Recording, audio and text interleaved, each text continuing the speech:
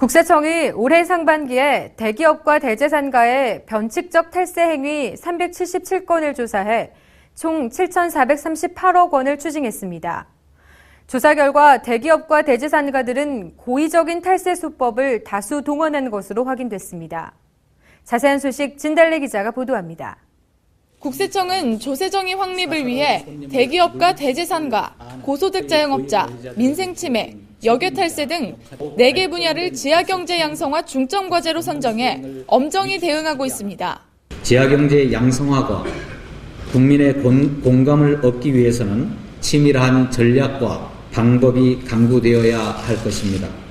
대기업 대제산가의 불공정 거래와 변칙거래, 고소득 자영업자의 차명계좌, 현금거래 등을 이용한 탈세, 가짜석유 자료상 등 세법질서 훼손 행위, 지능적인 역외탈세 행위 등 국민 누구나 공감할 수 있고 탈세 혐의가 큰 분야에 집중해야 하겠습니다.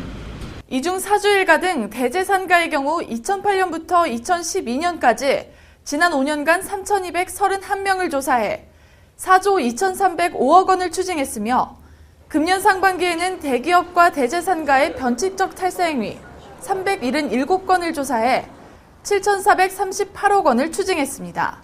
조사 결과 대규모 분식회계와 차명계좌 운용, 우회 거래를 통한 세금 없는 부의 대물림 등 고의적이고 반사회적인 탈루 수법이 다수 동원된 것으로 밝혀졌습니다.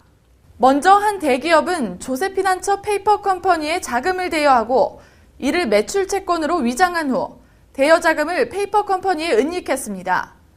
페이퍼 컴퍼니는 은닉된 자금을 이용해 국내 상장 주식을 거래하면서 얻은 양도 차익을 해외에 은닉하는 수법으로 법인세를 포탈해 국세청은 이에 대해 법인세, 양도세 등 수억 원을 추징하고 고발 조치했습니다. 또한 피상속인 A씨는 생전에 친인척과 지인 등의 명의로 보유하던 조사업체 주식을 본인 명의로 실명 전환하지 않고 자손들에게 이전하는 방법으로 수억 원을 신고 누락한 사실이 드러났습니다. 자손들도 물려받은 차명 주식을 같은 방법으로 신고 누락해 국세청은 사주일가에 대해 상속 증여세와 법인세 등 총 수억 원을 추징했습니다. 한편 세금 없이 부를 대물림한 변칙 증여의 전형적인 사례도 적발됐습니다. 부동산 임대 및 개발업을 영위하는 우량법인 B를 부실법인 C에 흡수 합병시킨 후에 나이 어린 사주 3세에게 B법인의 주식을 세부담 없이 증여했습니다. 이후 C법인의 본격적인 부동산 분양사업 시행으로 막대한 이익이 발생해 사주 3세가 보유한 주식 가치가 수백억 원으로 상승했습니다. 국세청은 이에 대해 증여세 및 법인세 등 총 수백억 원을 추징했습니다.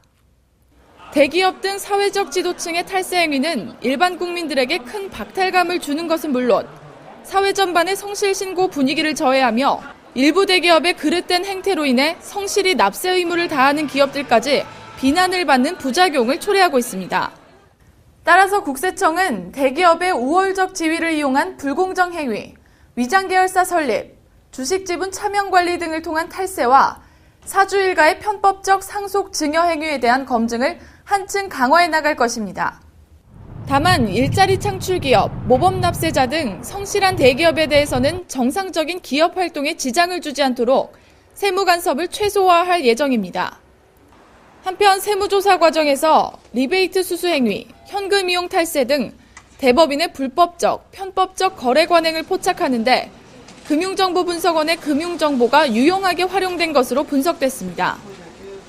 개정된 법령이 오는 11월부터 시행됨에 따라 보다 유용하고 많은 정보를 조사 대상 선정 단계부터 활용할 수 있게 되어 각종 탈세 행위에 선제적으로 대응하는 데 크게 도움이 될 것으로 예상됩니다. 국세청은 지하경제 양성화를 위해 현장정보 수집을 강화하고 금융정보분석원의 정보 등을 적극 활용하는 한편 관세청과 수사기관 등 유관기관의 협업과 정보교환도 확대해 나갈 방침입니다. 국세매거진 진달래입니다.